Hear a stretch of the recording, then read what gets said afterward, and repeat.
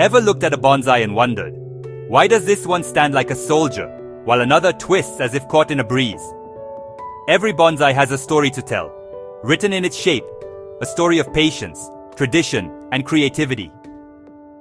Today, I'm unlocking the world of bonsai training styles. What makes each one unique, how you can create them, and how to pick the right one for your miniature tree. Welcome back to my channel, where I'm all about growing smarter, greener, and with a little more artistry each week. If you find joy where nature meets creativity, hit that like button and subscribe. You're always welcome in this gardening family. So, why all these different styles? It's not just about looking pretty. Each style mimics how real trees adapt to wind, light, and even harsh terrain. Through thoughtful pruning and training, each bonsai becomes a living snapshot of nature's resilience. Let's start with the formal upright, or chokan. Picture a tree in an open meadow, standing straight and proud. The trunk is perfectly vertical, tapering from thick base to delicate top. To get this look, I prune side branches evenly, making sure each layer of leaves gets lighter as it climbs. Next is the informal upright, called moyogi. Here, the trunk has gentle curves, but still reaches upward. This style captures a tree shaped by time and weather, not just straight lines.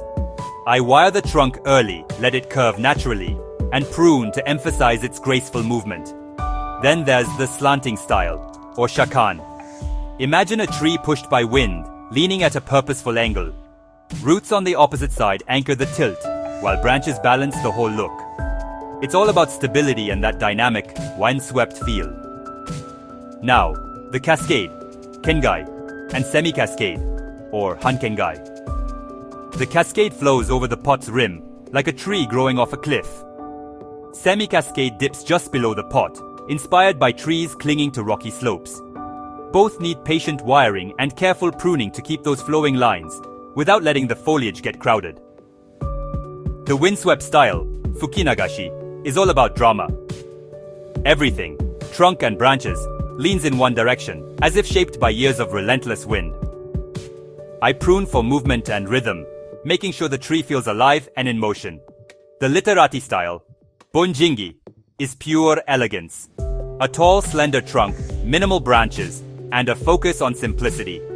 This style is a lesson in restraint. Every cut matters, and the tree's lines become the main feature. Want a whole scene? Try the forest style, yoseyu. Multiple trees create a tiny woodland, with different heights and spacing for depth. Or the clump style, kabudachi. Several trunks spring from a single root, showing unity and new life. Both need careful planning to avoid overcrowding. The broom style, hokidachi, spreads branches like an open umbrella, perfect for deciduous trees that show off their structure.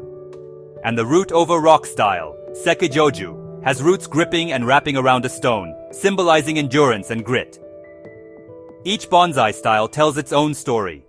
Upright for strength, cascade for perseverance, literati for simplicity. No two bonsai are the same, and that's what makes this art so special.